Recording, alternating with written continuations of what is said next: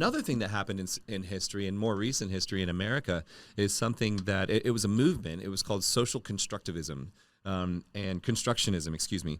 And it was introduced by two sociologists in 1966, Peter Berger and Thomas Luckmann. And I really thought that this was interesting. So let's kind of recall the time frame. It's 1966. It's right in the middle of the whole hippie area, a very like artistic and free, open mind, type of era. Yeah. So this theory disagrees with the view that certain traits or categories are inherently fixed. So if your sex is XY chromosome male, then you have to have these traits and you have to have these characteristics. Right.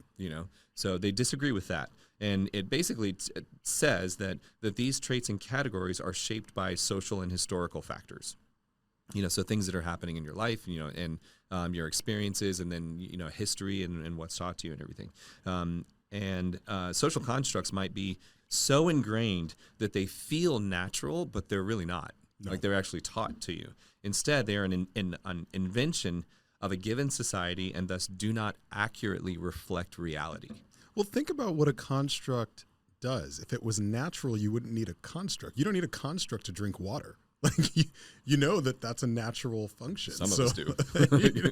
Or to breathe. Like these are the things that are natural. Mm-hmm. So constructs are things that we wouldn't necessarily naturally do, but we need to do when we're collaborating as a culture to get to a cultural goal.